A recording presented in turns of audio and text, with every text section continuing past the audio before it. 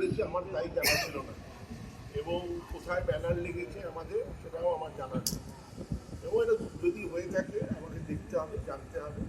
তবে এটার প্রথম আমি দেখেছি, আমরা বেলেঘাটায় মিটিং করতে গেছি, এখানে মিন্টু বাগ আছে, আমরা যে জায়গাটা, আপনারাও গেছিলেন, যে জায়গাটায় মিটিং করবো তার ঠিক সামনে ওনাদের বিশাল বড় বড় পোস্টার লাগানো হয়েছিল টুটুবাবুর ছবি দিয়ে।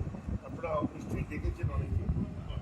বেহালায় আমি মিটিং করতে গেছি, আর আমার মিটিংয়ের দামটা কম, মেম্বারদের সঙ্গে ডাইরেক্ট। সেটা বেহালায় মিটিং করতে গেছি, ওখানেও প্রায় সবখানে মেম্বার ছিল। যে গেটটায় আমি ঢুকতে গেলাম, দেখলাম গেটের উল্টো দিকে ওনাদের ব্যানার লাগানো হয়েছে। আমি মনে করি তাতে যদি মোহনবাগান সদস্যরা কি খুব বেশি সে হবে এবং ঢুকে গিয়ে কি আমাকে বা ওকে ভোট দিয়ে দেবে ওই পোস্টার দেখে?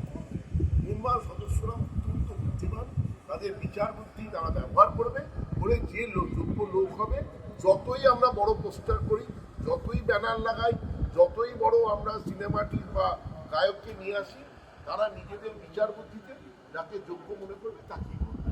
এই পোস্টার ব্যানারে খুব একটা এফেক্ট পড়ে বলে আমি মনে করি না।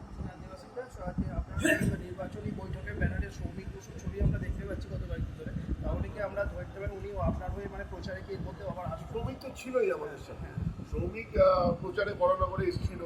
তারপরে সৌমিক আপনি দেখবেন একটা খবরের কাগজে একটি দৈনিকে একটা লেখা বেরোয়, তার উনি প্রতিবাদও করেন অফিসিয়ালি। এবং সৌমিক আমাকে নিজে ফোন করে লন্ডন থেকে, এবং ওর বক্তব্য হচ্ছে এই পোস্টারে আমার ছবি খুবই দাও।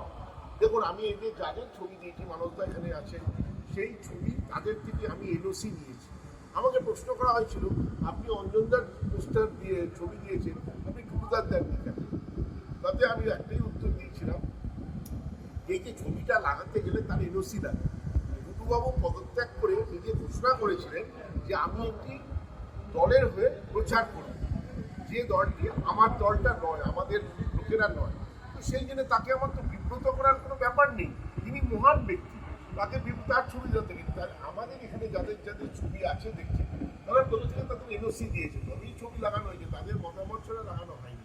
অঞ্জনবাবুর পরিবার থেকে মতামত দিয়েছে যে হ্যাঁ ওদেরটা লাগানো। সৌমিক যবে আমাকে ফোন করে বলেছে যে আমার ছবি যেন পোস্টারে ওঠে, তবে ছবি দেখেছি প্রচারে দেখা যাবে, প্রচারে আবার আসবে ডেফিনেটলি। যখন প্রচার হবে তখন নিশ্চয়ই। টুটুবাবু কিন্তু বলেছিলেন টুটলাইকে ভুল বোঝানো হয়েছে আর মোহনবাগান নির্বাচনে ওকে দেখা যাবে না। এটা কি আপনার নৈতিক জয়? না না, প্রশ্নই নেই। আমি একটাই জয় বুঝি, ইস্ট বেঙ্গলকে হারানো, আর কোনো জয়কে জয় মনে করি না। আমার কাছে অন্য কোনো খেলা নেই, খেলা একটা ইস্ট বেঙ্গলের সঙ্গে 90 মিনিটের খেলা। টুটুবাবু আমার অত্যন্ত সম্মানে, তার বক্তব্যের বিরুদ্ধে আমি একটা মন্তব্য করব। ফুটসল গ্রাউন্ডটা নিয়ে যদি আরেকবার বলেন। ফুটসল গ্রাউন্ড আমার লেখা আছে তো, আমাদের যেখানটা ঘেরা জায়গা সেইখানটা আমরা মাপজোপ করেছি, ওই ঠিক এর তলাটায় আমরা আর্মির সঙ্গে কথা বলেছি যে ওইখানটা আমরা ফুটসল গ্রাউন্ড তৈরি করব, যেখানে আমাদের মেম্বাররাও এসে খেলতে পারবেন, এবং বাইরের কর্পোরেট অনেকের বক্তব্য হচ্ছে আমরা এরকম কর্পোরেট টুর্নামেন্ট করবো ফুটসল। এখন যে আপনারা জানেন ফিফা ফুটসলকে খুব বেশি প্রাধান্য দিয়েছে, তো সেই জন্য মোহনবাগানের ফুটসল এবং ফুটসলের স্কিলটাও সম্ভব পারে, তাতে আমাদের প্লেয়াররাও খেলতে পারবে, আমাদের মেম্বাররাও ওটাকে ইউজ করতে পারবে, তাহলে এনগেজমেন্ট আরও বাড়বে। আমাদের কাজ হচ্ছে স্পোর্টিং অ্যাক্টিভিটিস ক্লাবের বাড়ানো, সেই রাস্তা দিয়ে আমরা চেষ্টা করি।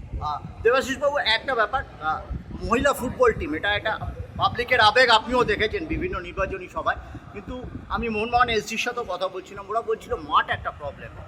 আমরা এটা তো এখানে আপনাকে বলতে পারবো না, কিন্তু আমাদের আলোচনা চলছে ওদের সাথে, আলোচনার মাধ্যমে এই সমস্যার সমাধান হবে। এবং আমার বিশ্বাস যেরকম এটিতে উঠেছে সেরকম মোহনবাগানেরও মহিলা ফুটবল দল নামবে, শুধু নামবে নয়, তারা ভারতবর্ষের 1 নম্বর হওয়ার জন্য নামবে। এটাই পাবলিকেরও খুব ডিমান্ড। আর একটা কথা বলবো যে স্কুটনির পরে নির্বাচনী প্রচার চলছে, স্কুটনি যখন হয়ে যাবে, লাস্ট ডেট অফ উইথড্রল হয়ে যাবে, আর কতদিন আপনি ইলেকশন অথবা কিন্তু আমি কোনো উত্তর দিই না। না, আর কতদিন চাইবেন আপনার স্কুটনি, কতদিন নির্বাচনী সময় চাইবেন? অসীমবাবু অত্যন্ত অভিজ্ঞ মানুষ, তিনি যা ঠিক করবেন তার উপর আমার পূর্ণ আস্থা।